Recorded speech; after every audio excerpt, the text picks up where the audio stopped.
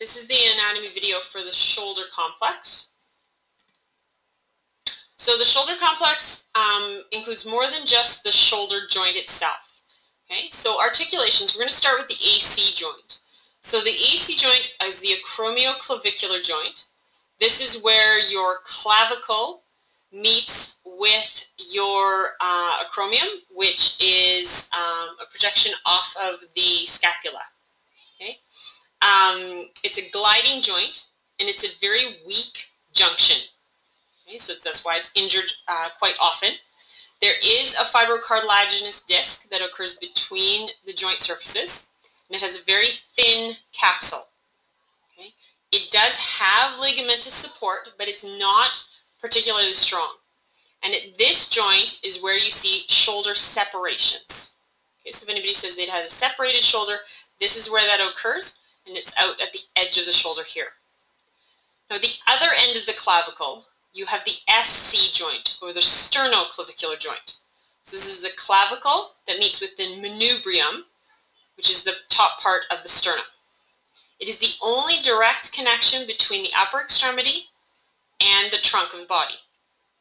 It also has a fibrocartilaginous disc between the surfaces.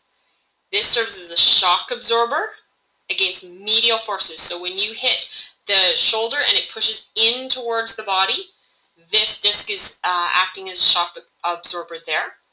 It also prevents upward displacement of the joint. Okay, so you're not having the clavicle move away from the manubrium superiorly. Now the clavicle can move up and down, forward and back, and it also rotates. Okay? Now the sternoclavicular joint does have strong ligamentous support. Now, the main joint of the shoulder that most people are familiar with is the GH joint, or the glenohumeral joint. Okay?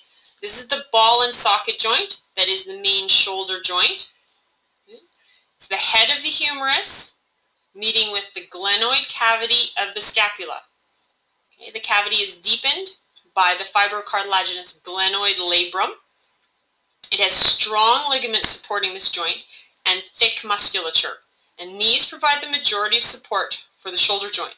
So once somebody has had a shoulder dislocation, which occurs at the GH joint, this is where you end up having problems because those muscles and ligaments have been damaged. Okay? The last joint is the scapulothoracic joint, and this is the scapula against the thoracic cage. It's not a true joint, but its movement is critical to normal shoulder movement. Contraction of the scapular muscles is critical in stabilizing the scapula and providing a base for the shoulder joint to move. And we're going to cover scapulothoracic rhythm at the last slide of this anatomy. Again, we have strong ligamentous support. The ligaments that are important, again, we're going to cover in the lab. Okay? The blood and nerve supply, again, I'm not going to test you on the individual names of these, but what I do want you to know is the path. Okay? The majority of these, they come from the neck, under the anterior side of the clavicle, down the medial side of the upper arm. Okay? Then they break at the elbow into different areas. We move into this picture with the nerve supply. You can see here they come off of the brachial plexus from the neck, again under the clavicle, and then in through the anterior medial arm. Now that you have the musculocutaneous nerve and the median nerve that stay to the anterior, the radial nerve runs down the posterior aspect of the arm, and the ulnar nerve runs down the medial arm.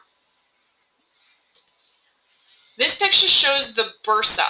Now, there are several bursa that surround the entire joint, okay, the entire shoulder joint.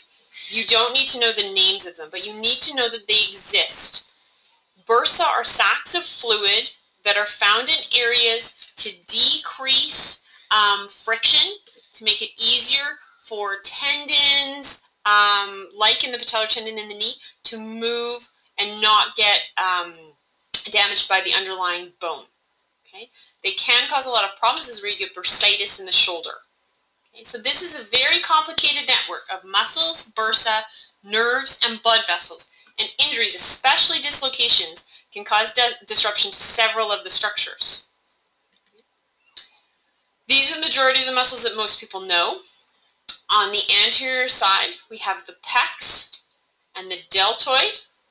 Okay, there's the bicep, and underneath the bicep is brachialis.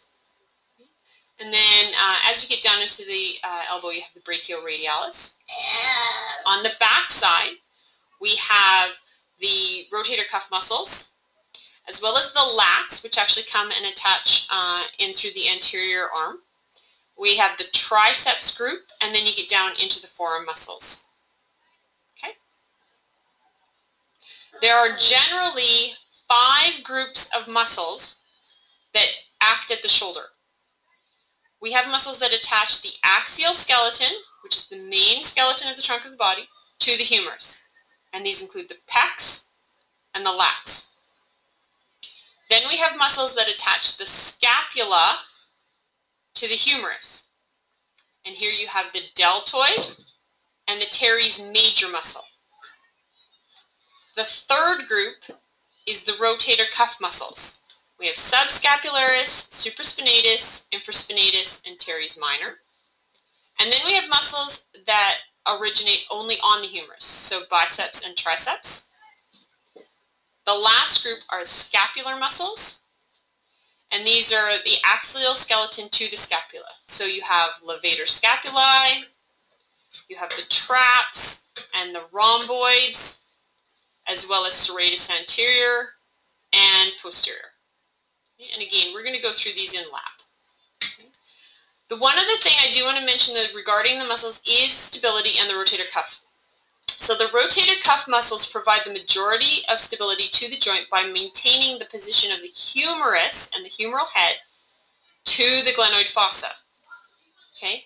The capsule also helps in that the tendons of the rotator cuff blend into the capsule, and they help to tighten it as the muscles contract. So that actually pulls that shoulder in even tighter.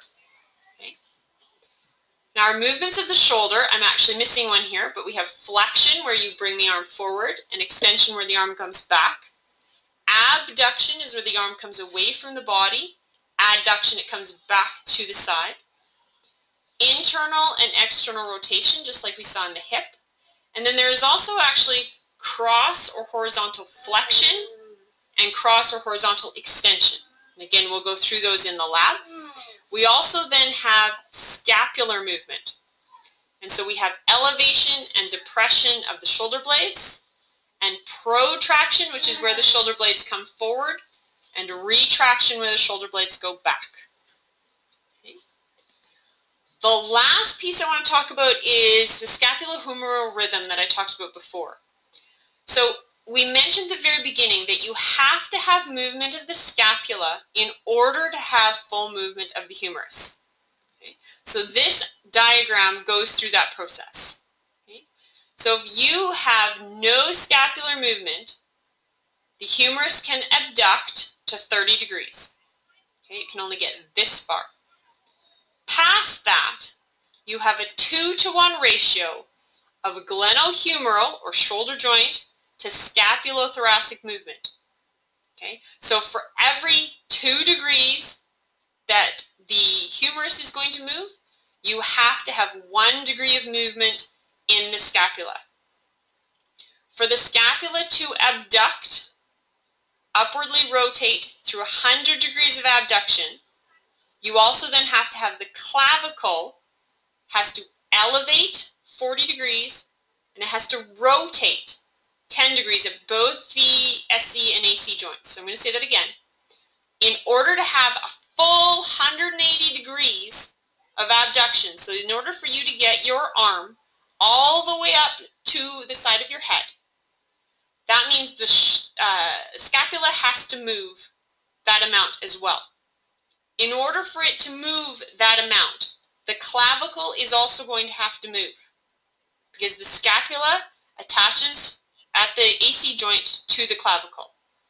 The clavicle is going to have to move up 40 degrees, and it's going to have to rotate 10 degrees in order for that movement to occur. So if you have damage to the clavicle or the shoulder blade, it affects your arm movement. Likewise, if you have injury to the arm, it can affect the shoulder blade and the clavicle movement as well. Okay, and we will go through more of that in lab.